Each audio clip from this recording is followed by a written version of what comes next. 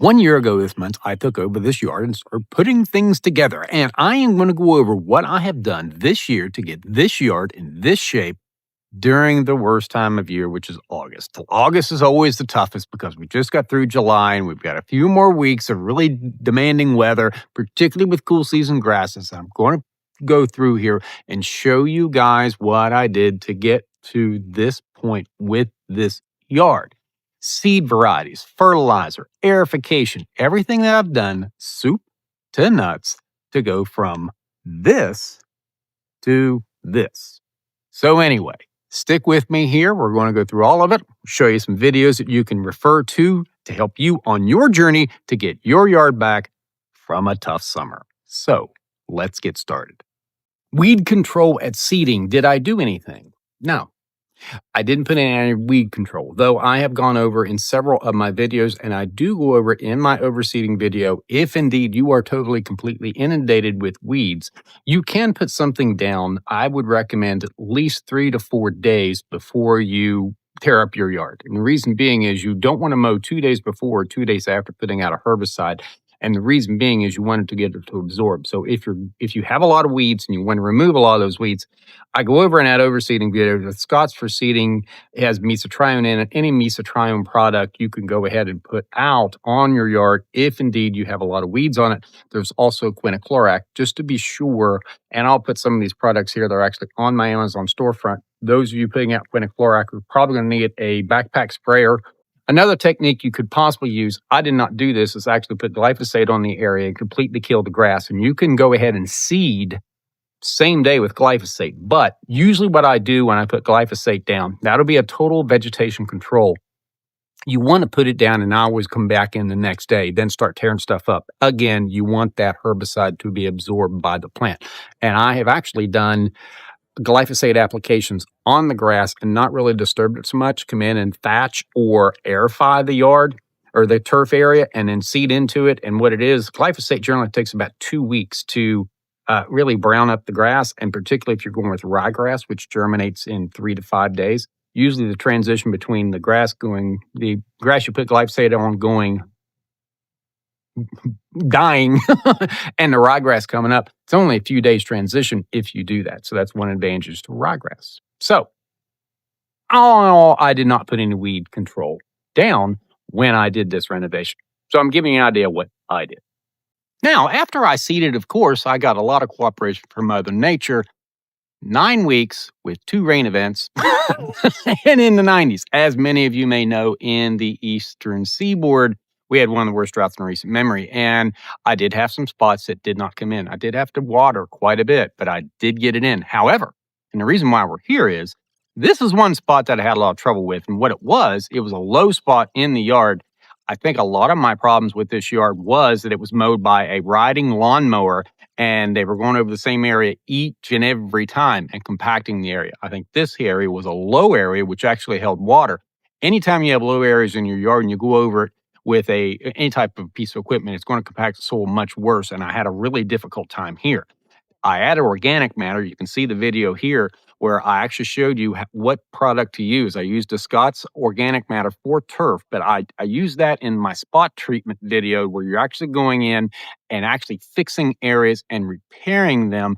So that way in these low spots, and then you got to blend the soil in with that organic matter. You can't just lay it on top and then seed it into it. Then I still had a little bit of trouble. So what did I do? I actually pre-germinated my seed. I'll show you a pre-germination video where I actually got, and I had to do this in the spring because I ran out of time, but I actually pre-germinated my seed and laid it down, blended it with a sand mixture, pre-germinated it, and it popped within 3 days later. See right in here? All these are seedlings that are coming up, and it's been happy ever since. So in my trouble spots, that's how I fix them. Stripes, stripes, stripes. Everybody loves stripes. Now, the reason why this yard is actually striping as well as it did, and granted, I just put tall fescue only out on it. It had some ryegrass in it. Ryegrass is the one that gives you the stripes in addition to the bluegrass. However, I will caution you, with ryegrass and particularly bluegrass, they are much higher maintenance, and I will go over here in a minute as far as my fungicide applications to this yard and my other fescue yard that I was on earlier. But I actually have a robot lawnmower cutting this yard. And I've done a review of a number of these robot lawnmowers. This one's actually being cut by the Antibot. I've had a little technical quirks with it, but it actually is probably the best cutting of all of them. On my yard, my personal yard, I actually have the Ecovacs 2500 robot lawnmower cutting it. Been reasonably happy with the Ecovacs. They're not having the technical issues of the Arthrbot, though they don't cut quite as well as the Arthrbot, but it's dependable enough. And because I can cut so frequently with them, they work out pretty well. And if you guys want to check it out, I actually have a review list of all the videos that I have done on those robot lawnmowers. You can check that out with this QR code. And with this QR code, you can go to Amazon to my review list of all the mowers that I've done, both push and robot lawnmowers. You can check them out there, what their prices are. They do vary. They go anywhere from about, I think, any neighborhood for $700 clear up to $3,000, depending on how techy you want to get. The one $3,000 lawnmower is a Ecovacs 3000.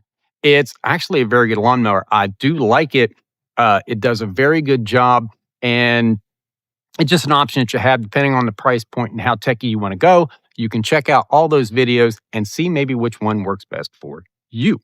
Fertility while you're seeding. Now, here's what I did.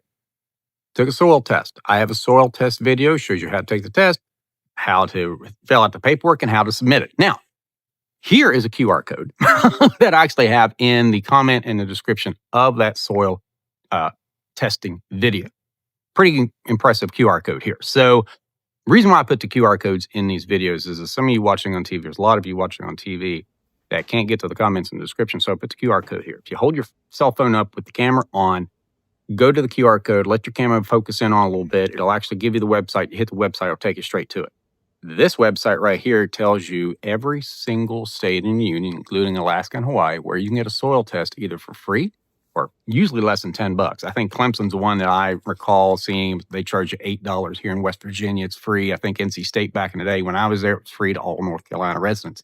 It's an unbiased source for soil sampling. And you want to know how to take a soil test? Check out my soil test video. Anyway, so what I did, took my soil test, and I found out that I did not need phosphorus. I did not need potassium. So I did not have to have a starter fertilizer. That saved me money.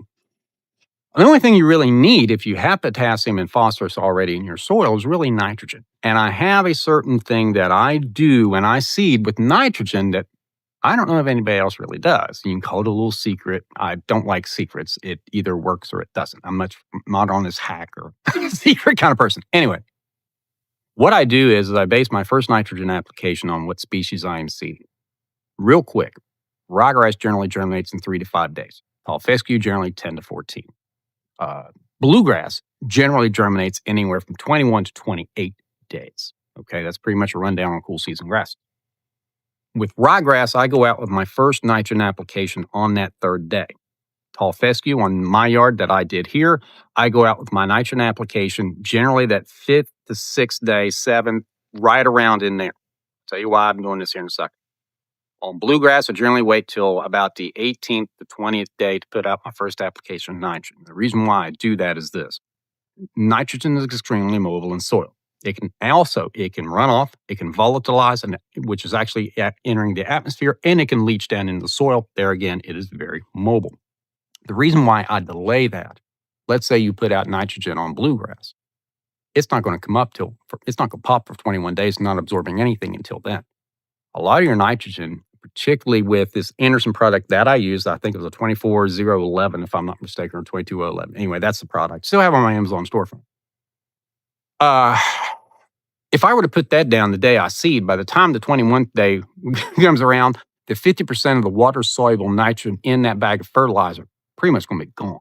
It's going to be leached. It's going to run off. It ain't getting in that plant. So that's why I wait to put out my nitrogen application. I've had a great deal of success with it because if you guys want to check out just the curiosity video I put together, I showed you how I actually restored greens on a golf course that lost all their greens and how I got them back. I seeded them on Labor Day and they were actually putting on them on October. So I've had a lot of success with growing things in. Anyway, that's fertility as far as seeding your lawn.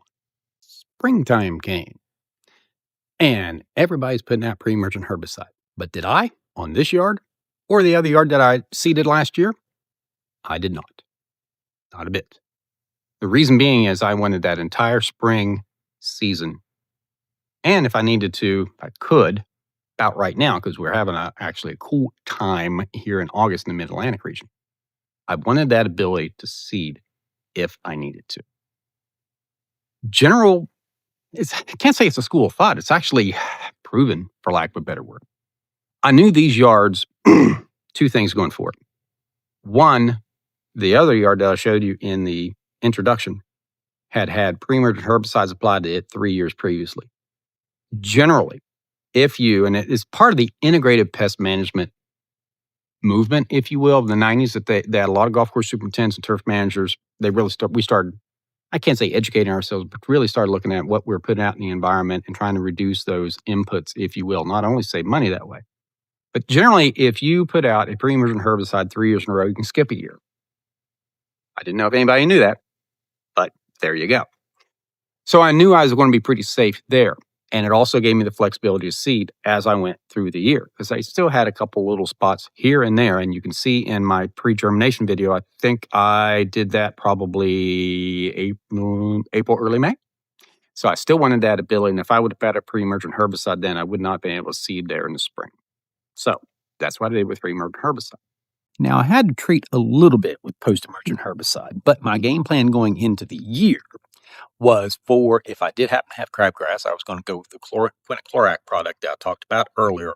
And you can do that from really May till the 1st of July, because it does not control crabgrass between the 2nd and 4th tiller stage. So I always tell folks, basically between July 1st and August 15th, that quinaclorac is not going to be very effective on crabgrass. So after August 15th, it is very effective. And before July 1st, it's very effective. During the year, if I also discovered this year the Roundup Crabgrass Destroyer, which I featured in this video, here's the results of that, because I had to use a little bit on the perimeter of the yard where I had a little bit of crabgrass coming up. And it is basically a herbicide that costs, actually, I got 20 on the thing. It actually costs less than 15 on Amazon, at least when I found it.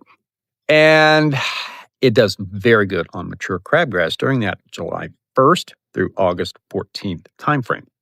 And I did have a little bit of broadleaf weeds here at the front part of the yard, and I simply did a spot treatment with Speed Zone. Now, with all of those herbicides, the one thing that I look at, obviously efficacy, but the one thing I look at with herbicides, a lot of them you have to wait 30 days before you can seed, 21 to 30. I will say on the Speed Zone, you got to wait 7 days. I try to find herbicides, and those are 3, that in a reasonable time frame you can seed right behind them. Reason being is if you get something wrong, you're not looking at dead grass for 3 weeks. You can go in and go ahead and seed. I will say if you seed during the summer, we had a putting green in Raleigh, North Carolina that we actually installed. It got a little late in the construction. We seeded it in probably late June, 1st July. I think I've said this on the other channels. It flat out did not come up until September. So seeding cool season grasses during the summer is generally not that great of an idea. But I did have a little bit of post-emergent treatment I had, but all in all, in the yard in general, didn't have hardly any weeds. But that was my game plan if something went awry. For Nutsedge, which I need to go out. I didn't treat this area. I ran out. But anyway, purple, yellow Nutsedge, what I did was I used actually sedge hammer. It's real easy. It comes in these 13.5 gram packets. You mix it with a gallon of water and you basically spray it out. And that takes care of this Nutsedge. And I will smoke this Nutsedge here, and it takes about 3 or 4 days. And what happens is when you go in there, after you apply it, you want to wait a couple of days, then mow, and then it stops coming up. So anyway, that's where I'll whack this stuff right here with that sedge hammer. All these herbicides, fertilizer, and everything else are on my Amazon storefront. The other thing I did, and this is big time critical, is I aerified my yard. I have an aerification video. I did that approximately late April, I think 1st of May. I aerified my yard, and I also fertilized it then as well with the 21-7-14. It is a simple solution product. It is a blend of water and soluble nitrogen in the form of urea, 50%, and a 50% polymer product. And up until last week was my first, and there again, we're talking late July. I went ahead and put out some fertilizer just the other day that I got in my Lowe's video where I bought it was like a $35 fertilizer for $7. It cooled off and I put out a little bit of fertilizer here in August, but from 1st of May until August with that 21-7-14, because it had a polymer fertilizer in it. And if you guys want to know more about fertilizer and how to read tags and know how they release and the type of carriers that they do or coatings that they have on urea, you guys can check out that video. This is why if you can educate yourself on how to read a fertilizer bag, you can really actually reduce a lot of the inputs and a lot of the time you put in your yard, because it fed up until just a few weeks ago. It's probably still feeding just a little bit with that polymer coating. So I put that 21-7-14 out there in late April, early May, and I just put out fertilizer, and the only reason why I did that in August is because it cooled down. So that's pretty much all the fertilizer I put on this yard to this day, August 4th or 5th, whatever day it is, on that yard and this yard in the last year. Appropriate time to talk about water. How did I water this grass this year? First thing, I'd used a hydro holder wetting agent. I actually have a wetting agent video. I recommended the H2O Maximizer in that video, and I talk more about wetting agents. They actually help water infiltrate the soil and actually increase the soil's ability to hold water through the polymers that are in wetting agents. I used them on golf course greens and golf course fairways and tees for years when I had golf courses. I cannot tell you how important it is to have a wetting agent out there. It has really helped this year. Granted, those of you in the Mid-Atlantic, we have had a decent year as far as rain. So we've been blessed with that. However, we have had about a week or 2.5 of really, really hot temperatures. We have a bunch of 90-degree days this year, and we had about almost 10 days of no rain. And I did irrigate this, and I had to go out, pull a hose. And if you see here, those are my footprints. I'm going to have to water tonight. And how much I will put out, I'll put out a 1/4 inch of water at least tonight to replenish this grass. And it's going to be dry for the rest of the week. So I'll be putting out probably a 1/4 inch of water, at least from here on the front yard. I'm not doing the backyard because I'm not paying for that much water. But that's what I did this year. If you use the wetting agent and then you go out when you need to, particularly if you can walk around and scout on your yard and look for footprints, typically what you're going to need, you are going to need 1.5 inches of water at least a week to go ahead and keep your grass green all year, maybe as much as 2 inches. I'm going to leave a link to the University of Michigan article here. Actually speaks to water usage and how much it can actually be. What often happens with some folks is they go out and they water and they don't know how much they're putting out. You really need to test your irrigation system, even if it's pulling hoses and sprinklers like I do. There again, I'm in the Mid-Atlantic. We're not out west in Texas, or I actually was in Michigan this year. Hey, Spartans. I was in Michigan this last year, and there was some irrigation, nice irrigation systems there. But if you don't have an irrigation system, you can always bridge this gap between storms and go ahead and try to get at least a 1/4 inch a day out if you can. Or if it's too much work, go ahead and water a little bit more and put out a 1/2 inch, then wait a couple of days and put out another 1/2 inch. However works for you. But those of you who have irrigation systems, particularly those of you in the South with cool season grasses, what I did on golf course greens, we watered every single night in July and August, and you're really going to have to keep it green. Now, if it goes brown, if it goes dormant, there's nothing wrong with that. There's natural ability of that grass to get through the summer. And if you let it go dormant and it goes brown, because you don't want to spend the time pulling hoses or paying the water bill, water it every 10 to 14 days with a 1/4 inch of water. That keeps it alive. The main thing is you keep the crowns alive. But on this yard, I'll go out, walk. If I see my footprints, I know it's dry. Of course, I know that because it's been dry for the last 2 days. I know I'm going to have to water tonight. So I'm going to go ahead and give it a good shot of water tonight. But with a wetting agent and putting out a 1/4, maybe skip a day and put a 1/2 inch of water. You really need a 1/2 inch of water every 2 days on grass to keep it alive. If not, it's going to go into dormancy. Nothing wrong with that, though. And I almost forgot about grubs. And I'll do this while I'm doing my morning watering. Sorry about the lack of eye contact. Grubs are actually pretty simple. Basically what I use is a celiprin, which is a chlorotrinilapole product. It is the same active ingredient as Scott's Grub EX. You can use that. The thing is, and it's in my Grub video, check that out. and I go into what happens as far as a knockdown with the Bayer Advanced 24-hour. You could use that. But as far as the aceleprant, it is safe for pollinators. It is almost no tox. Well, I can't say no toxicity, but it doesn't even have a signal word on it. Okay, so it's very, very low toxicity, very safe, and it gives you season-long control, where others who have season-long control, imidacloprid is one of them that is a popular one I used for years. It does not last as long as chlorotranilipole. So it's pretty much a done deal. That's what you need to be using. So when did you put it out? I put mine out in like late May. And I just used the aceleprant product. That's usually enough to do a yard, maybe 2 years. You can save some money doing that. It's a fairly small container. I think it's 4 ounces. And there again, that is on my Grub control list on my Amazon storefront. So that's pretty much it for grubs. Disease control. What do I do for disease control? Well, I went to Lowe's. I just did a video on how you can find deals at Lowe's. You guys want to check that out? I just did it last week. It's actually, there again, I did it last week. I launched it on Sunday, just 2 days ago. So anyway, you can find deals at Lowe's. And I actually went out and found propiconazole in a granular, and they had it for $5 a bag. I loaded up and got 4 bags of it. And so I went out. I started in very early May. I'm here in the Mid-Atlantic. Those of you further south probably have to go a little earlier. I put out the propiconazole. Then I waited approximately 21 days later, and I went out with a thiophamate methyl, which is the Jonathan Green product. I speak to this in a disease video. The reason why you want to do that, you want to rotate those fungicides, is because it prevents disease resistance to propiconazole or thiophamate methyl through dollar spot. So go over all that in a disease video. Then I cheated.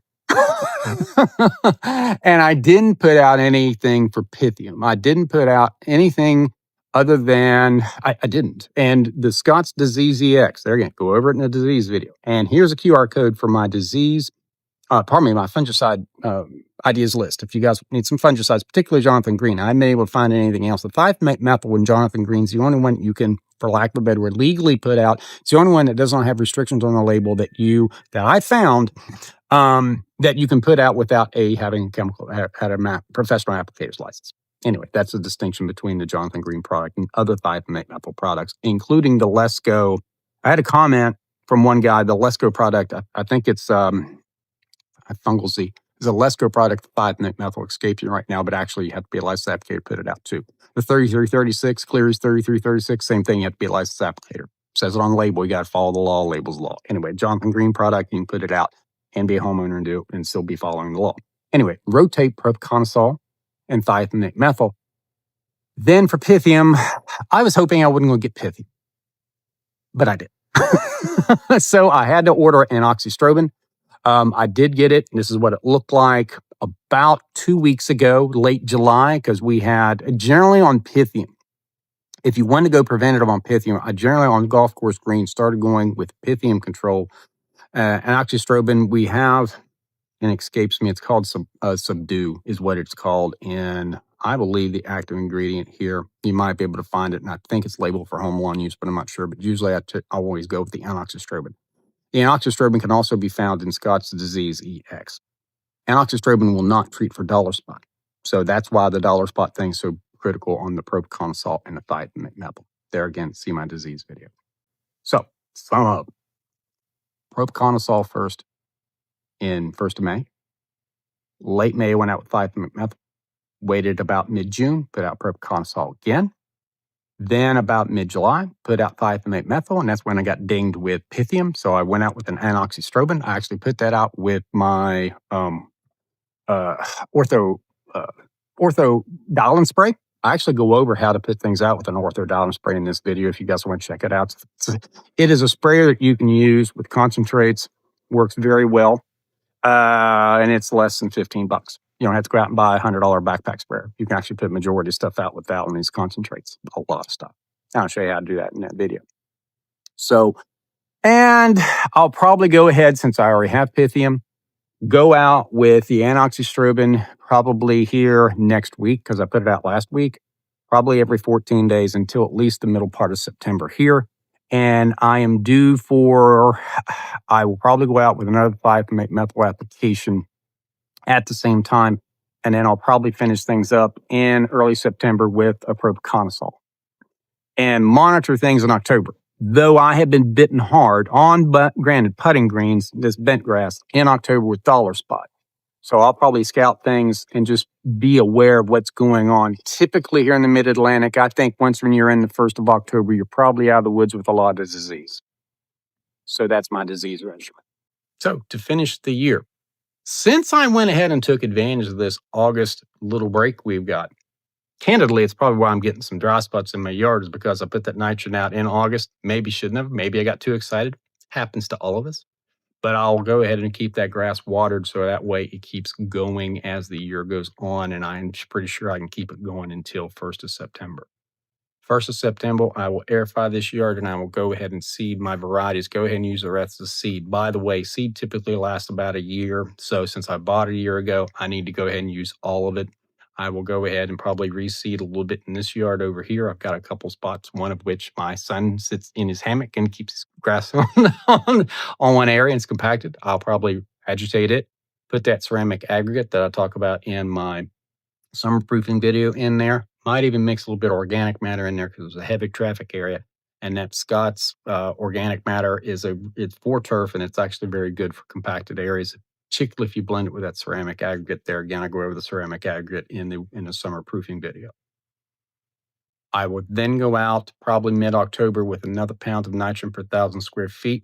I am inclined to either use that Lowe's Performance Max product that I actually used on my Bermuda grass this year, or I may go out with the Solutions product, the 21-7-14 that I used earlier in the year. Anyway, I like to use a polymer coated product because it's a temperature dependent release. I go over that again in my fertilizer video, the difference between sulfur coated urea and polymer coated urea and how their release is. And if you do that, you really can get an idea of exactly what you're putting out on your lawn, how it releases. And a lot of you guys go out with foliar fertilizers and you can really save yourself some time. Maybe not money. Granted, it's cheaper to go out, but my time sometimes is money and I don't want to go out every 2 weeks feeding a yard. So anyway, so I use polymer coated fertilizers when I can. That polymer coated product, the advantage it is once when it gets cold this fall, it'll shut down and it'll stay there. It won't release any of the nitrogen. And once when it comes back in the spring, and late winter, if we get a few days, particularly late February here in this neck of the woods, late February, early March, it starts warming up sooner. It'll start releasing. Not only, and I will tell you this on cool season grasses, the fall fertilizer application of nitrogen is the most important fertilization that you can do for cool season grasses. If you do just one time as far as fertilization on cool season grasses, it's that fall one because you're bringing the sugars up in the plant. Then in the spring, those sugars are still there and it greens up much quicker and it gets a jump on everything. In addition, I will be doing this. I've got a couple spots of Poa Annua. I'm not going to stress them that much. They actually made it through this summer, but I am actually doing another Poa Annua video where I'm doing the Mesotrione product. I'm going to be putting it out. And with the Michigan State study that I have put down, in fact, I'll probably be doing that this weekend, if not maybe even this afternoon, do my first application, my regimen of that so I can show you guys if you want to go ahead and if you have a yard like this, it's doing very well and you want to get the rest of the Poa Annua out, how you can do that. You can definitely do that clear into October according to Michigan State. So anyway, that's what I have planned for the rest of the year. Check out my videos. I try to put these, I keep these things. You guys subscribe and hit the bell. These future videos that are coming up, you'll get notifications if you hit the bell when they're going to be dropped, and you'll know when they are. I try to keep my videos pretty topical. That's why I'm doing this one in August, early August, so you guys can get a game plan ready to go, get everything you need in the seed. If you want to, however you want to go about it, you can get all that in, be ready to go, get your mower blades, and rock and roll here on Labor Day. Anyway, I'm agronomist Greg Phillips, and I appreciate you watching. Thanks.